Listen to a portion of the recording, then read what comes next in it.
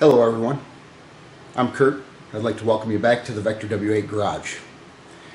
In our last video, we started to discuss the 2007-2008 Nissan Nismo Edition 350Z. Starting at the front of the car, the Nismo Edition 350Z utilized an all-new engine platform, the VQ35HR. This stood for high rev. 80% of the engine components differed between the old DE engine platform and the new HR engine platform. This included a brand new engine block with a taller deck height. This decreased connecting rod angularity. It allowed for increased RPM range, lifting redline to 7,500 RPM, and it also decreased wear on piston rings and cylinder walls. The engine also gained variable valve timing on the exhaust cams. This allowed for broader horsepower band and a flatter torque curve throughout the engine RPM range. Nissan also designed a brand new twin plenum intake system for this engine with dual throttle bodies. This not only increased airflow, it also allowed for better scavenging for all the cylinders. The VQ35DE starved the two rear cylinders, which inhibited the engine's ability to produce larger amounts of horsepower, and it was very uneven between all 6 cylinders. All these changes allowed for an increase in horsepower of about 20 horsepower from the DE to the HR. Further enhancements on my car in particular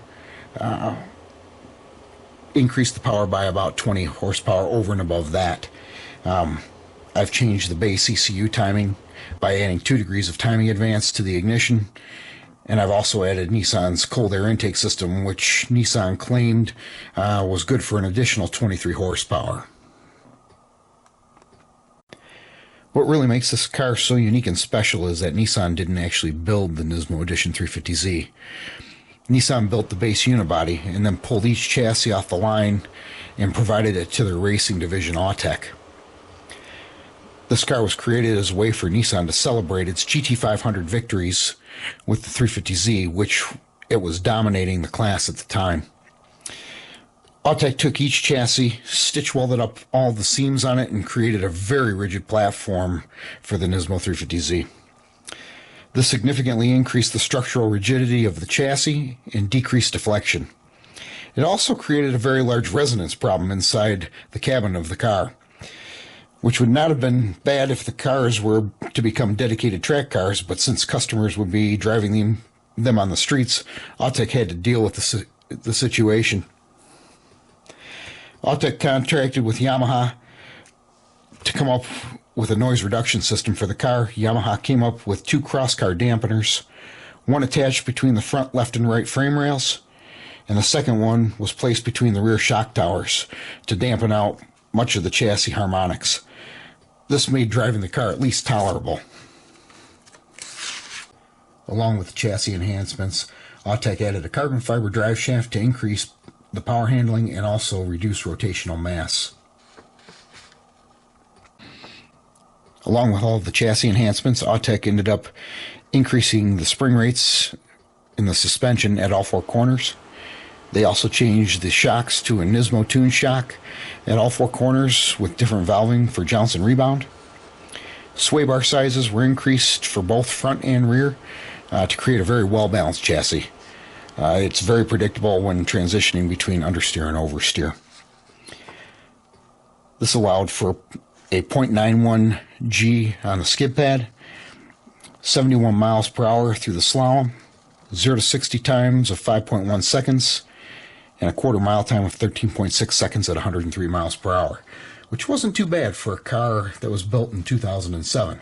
It was deemed the fastest production automobile under $45,000 for that time. In order to cope with all the newfound handling capabilities of the enhanced chassis and suspension, Autech added a set of Brembo brakes to all 4 corners. These were significantly larger than the factory brakes and allowed the car to stop from 60 miles per hour and 109 feet. As you can see on the body side of things, this car looks quite a bit different from a base 350Z. Autech gave the Nismo 350Z a very large front splitter to improve downforce on the front end. They also added side skirts to help with the aero. And then Autech changed the rear bumper to better handle airflow underneath the car. They also added a large rear spoiler to assist with increasing the rear downforce.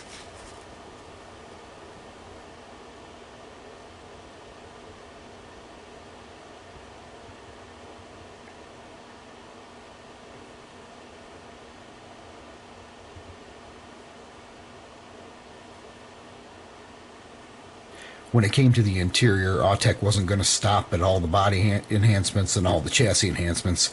They were going to go right through and eliminate anything they could on the interior also. Autech eliminated the leather option from the Nismo Edition 350Z to help with weight reduction. They ended up building a set of unique cloth seats that were built just for the Nismo. They are black with a set of red inserts and special bolstering for the driver's seat. The navigation system that was available in the base 350Z was also eliminated, as you couldn't get that as an option. That was for weight reduction. They ended up producing a unique stereo system just for the Nismo 350Z, which they outfitted with some extreme lightweight speakers with neodymium magnets, and they also used motor structures and baskets that were made out of nylon 66 instead of stamped steel or cast aluminum. And while this helped the weight reduction, it did absolutely nothing for audio quality. The stereo in the Nismo 350Z was really not even meant to be used. It's more of a placeholder inside the car. It does not sound good at all. There are also some Nismo badging enhancements right in the middle of the tachometer, along with an adjustable shift light. You can pick your RPM settings in the in-dash menu and set the shift light to come on at any RPM range that you deem necessary.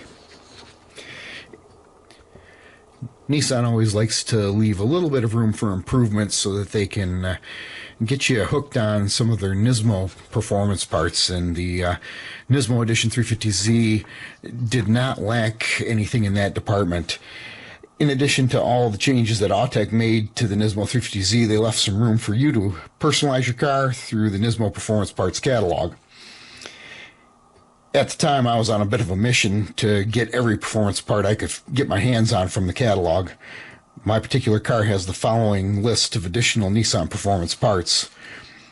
I've got the Nismo R-Tune cold air intake, Nismo R-Tune 154 degree thermostat, Nismo R-Tune racing radiator cap, Nismo S-Tune finned aluminum rear differential cover, the Nismo Touring 2-brake duct kit, the Nismo titanium brake shims, Nismo R-Tune hard rubber upper rear A-arm bushings, Nismo R-Tune hard rubber upper shock absorber bushings for the rear, the Nismo adjustable short throw shifter kit with 4 positions. It's got a plus 20%, 0%, a minus 20%, and a minus 40% throw selector, which you can change just by lifting up on a collar on the shifter itself.